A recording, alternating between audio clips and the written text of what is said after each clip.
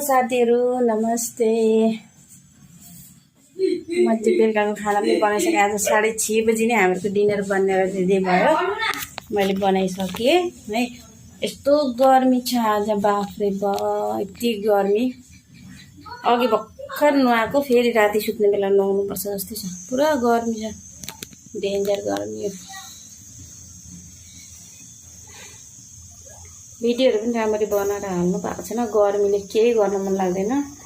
यस्तो आज मैले डिनरमा के बनाएको चाहिँ हेर्नु नखाउँ ल, देखाउँदैछु है। डिनरमा चाहिँ म देखाउँदैछु। आहा, यहाँ हेर्न सक्नुहुन्छ साथीहरू, यो चाहिँ सुँगुरको मासु र आलु हो। यो चाहिँ हामीलाई, आमालाई, मलाई है। अनि फेरि म तपाईँलाई देखाउनु जाँदैछु को ठुक्कै यो पो रहेछ। अनि तपाईँहरूलाई देखाउँदैछु म यहाँ फेरि बनेको छ केटाकेटीलाई, बुहारीलाई है। अँधुरो सुँगुर खाँदैन नि त। यहाँ चाहिँ हो हेर्नु, अँधुरो अँधुरो छ, लाइट पछाडि भएर राम्रो देखे पनि छैन। हेर्नु साथीहरू, वाउ है। हेर्नु साथीहरू कस्तो दामी भएको छ मासु। अहिले त लाइट जलाइदिएँ मैले मोबाइलको। हाय हाय साथीहरू, मेरो चाहिँ डिनर रेडी भइसकेको छ। खाने चाहिँ अहिले होइन, बनाइ चाहिँ राखेको गर्मीमा, किनभने को किचनमा बसिरहेको छैन। बनाएर खत्तम गरिदियो। अब बुहारीहरू थाकेर आएको थियो बजार गएर, अनि मैले बनाइदिएको। अनि दिउँसो बनाएको दाल छ, मासु ठिक्क ग्रेभी बनाएको छ।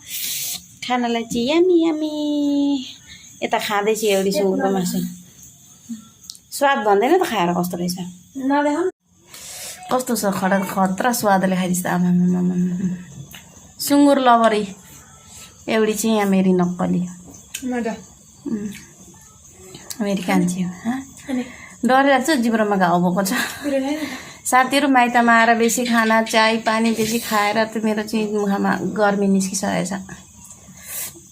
बेसी के खाएर के भयो पोलो। आहा, मिठो मिठो, पुरा टेस्टी। कस्तो छ भन्दैन त, म कस्तो खाना बनाउँछु, मम्मीको हातको खाना।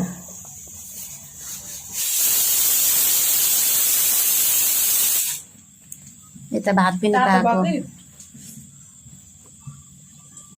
एक नम्बर, एक्सिलेन्ट छ। सुँगुरको मासु पकाउने कम्पिटिसनमा मेरो मम्मीले जित्नुहुन्छ। मेरो मम्मी भनेर भनेको होइन कि गाइस, मेरो मम्मीले जित्नुहुन्छ। तर